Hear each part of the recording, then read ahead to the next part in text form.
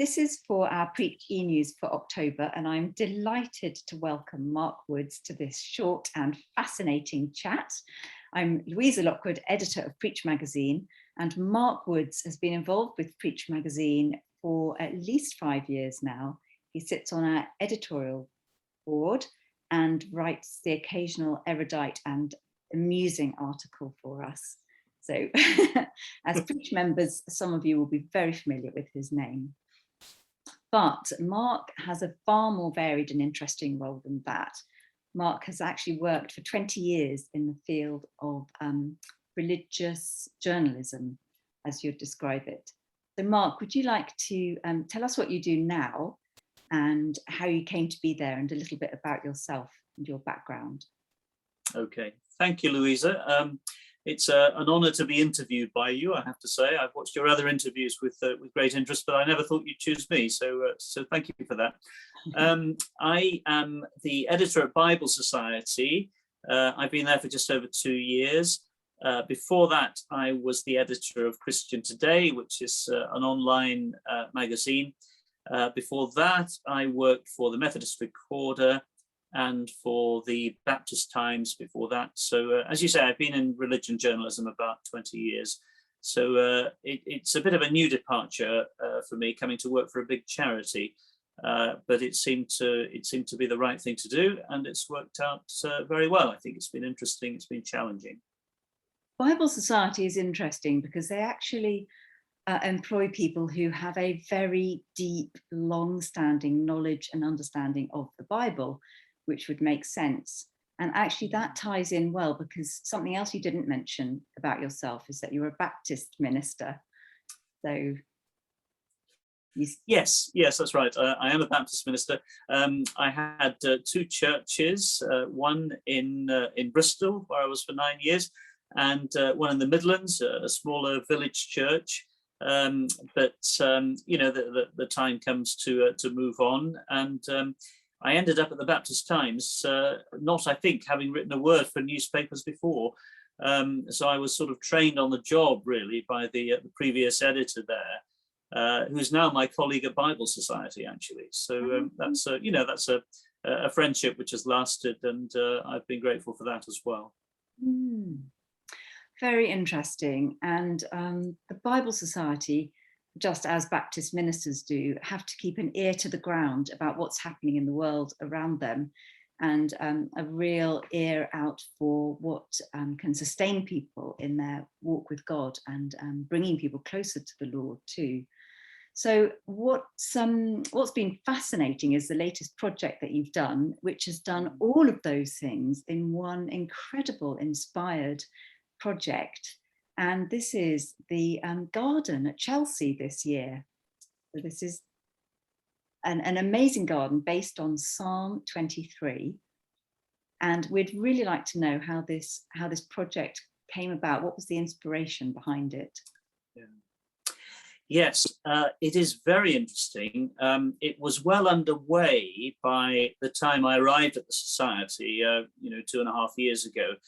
So I think it's been going for certainly over 3 years, and probably longer than that, actually, in the planning stage. And it was originally planned to be at the garden in May 2020. Of course, it was postponed then because of COVID. It was postponed this May also because of COVID, but the Royal Horticultural Society said, right, we're going to have a flower show in September, and we hung on and were able to construct the garden there. So as we're speaking, it's just being taken down, actually. Oh God. The idea was that it would take Psalm 23 and sort of represent it in the form of a garden. It's a very visual psalm, if you think about it, and some of them are, not all of them are, but Psalm 23 has the green pastures and the quiet waters. It also has the dark valleys as well, and there is this idea of welcome. You prepare a table before me, and there's the idea of a journey as well, a journey through life to a home at the end of life. I shall dwell in the house of the Lord forever. And we just felt that this would be perfectly translatable into the form of a garden, and that people would be able to see it, and people would be able to make the connection with the psalm, and that it would speak to them in a way that perhaps, it's difficult to get people to sit down and read a psalm, even a short one like Psalm 23.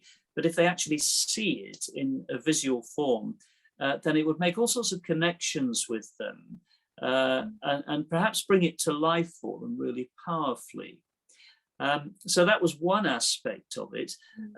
The other aspect of the Psalm 23 project as a whole was that we wanted to encourage people to create their own Psalm 23 gardens. So schools, for instance, or churches or community centres, anywhere that somebody had a bit of space, a bit of unloved ground, for instance, and they could really bring people together and create a Psalm 23 garden. And the idea would not be to recreate anything they saw at Chelsea. I can say a little bit more about that, but it's a considerable undertaking to do that.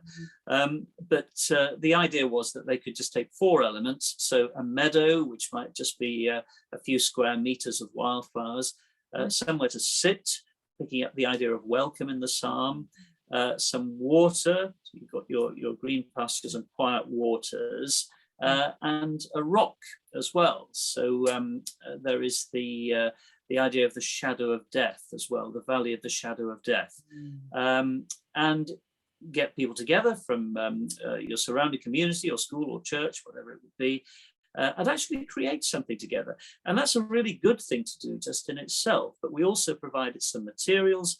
If you're having a work day, you could just stop for a coffee break, for instance, and just talk through some reflections and discussion starters about the psalm or drawn from the psalm. And it's nothing sort of cringe making. It's nothing that a non-religious person couldn't enter into, but it's just a way of, again, just helping to make the psalm come alive. And that's been really popular. It's already been, 1 or 2 churches have already started it, and several others are a little way along the way. So it's a good thing. Brilliant idea.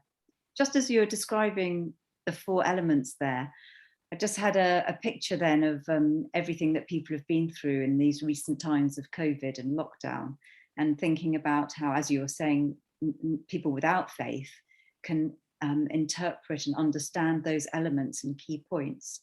And it seems that the 4 elements you picked out are quite profound, and that's a human experience with grief, loss, journeying, and ultimately hoping for rest and reconciliation or homecoming.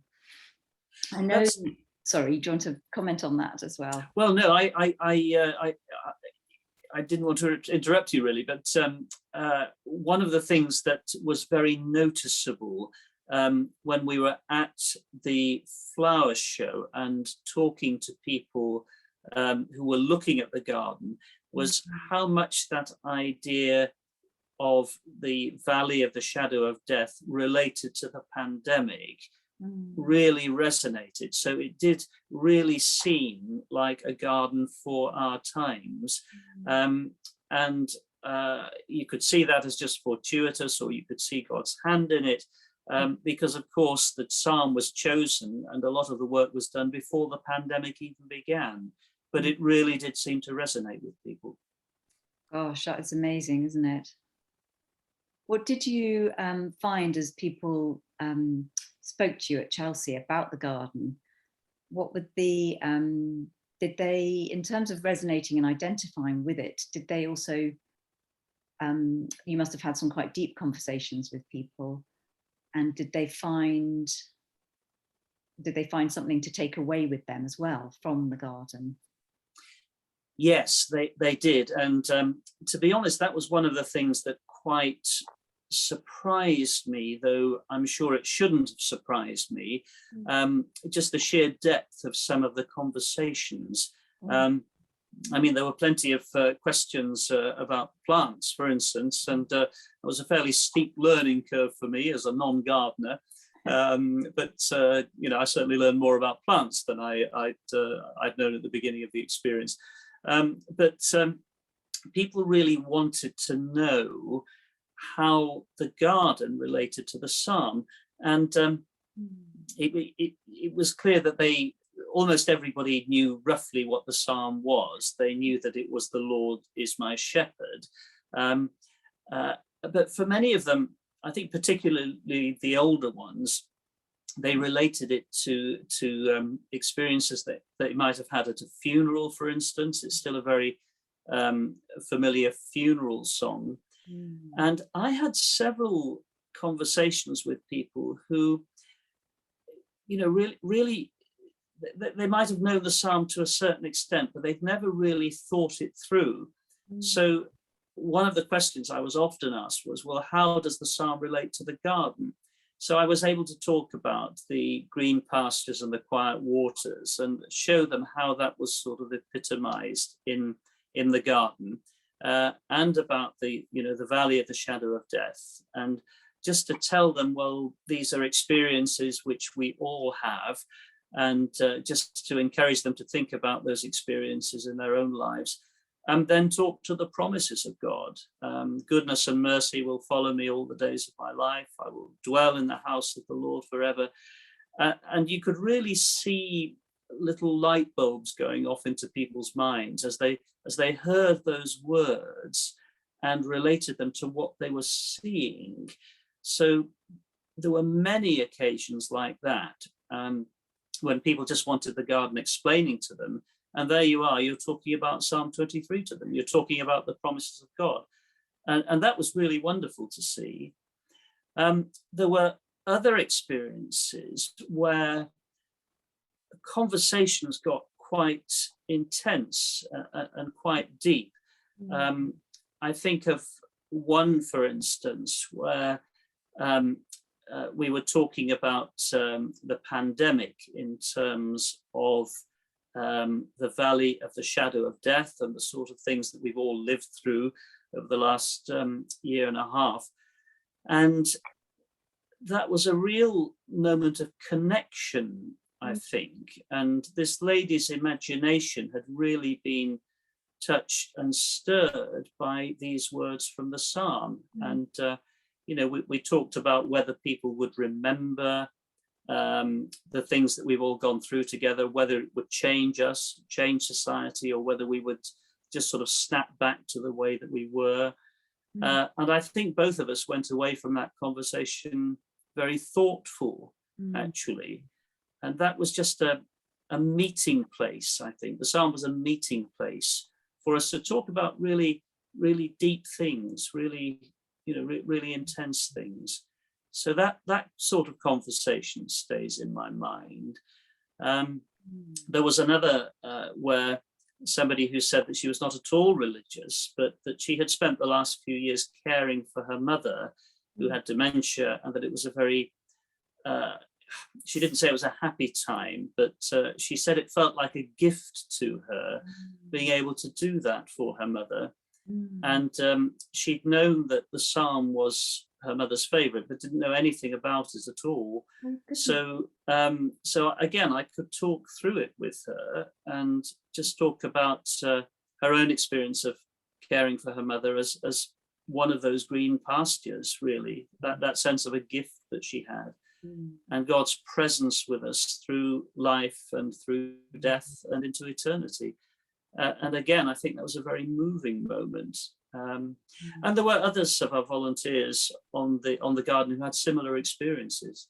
So there was some very, very intense moments, and moments that felt like real connection, and as though God were really present in those conversations. Oh, that is wonderful. That's an incredible story to hear, and a testimony about the long-lasting effects as well of the garden. I think the judges also agreed with you, didn't they?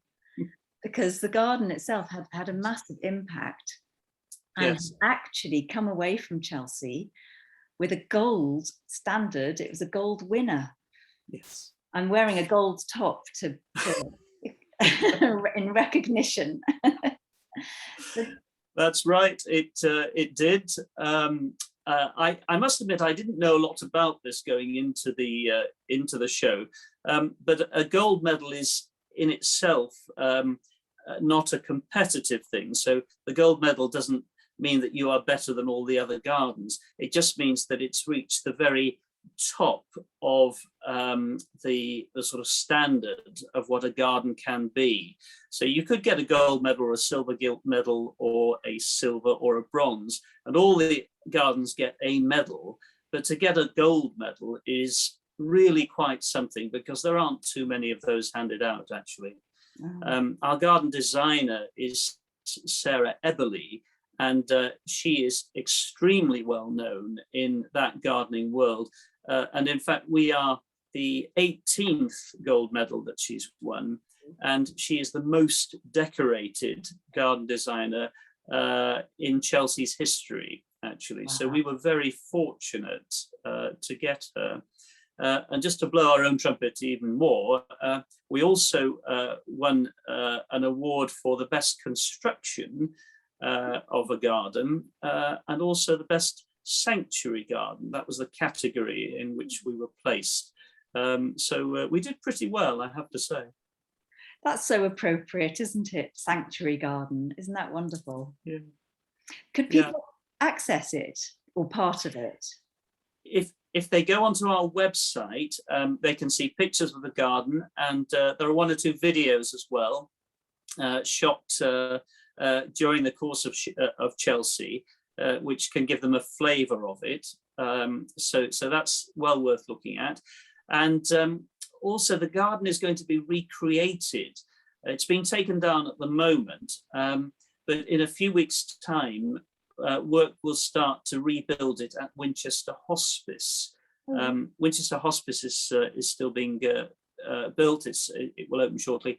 And the garden is going to be recreated there. So it will be a permanent home for it, and it will be Bible Society's Psalm 23 garden. And there'll be material there that people can use to associate it with the Psalm. And it'll be there to bless the patients and the staff and families as well.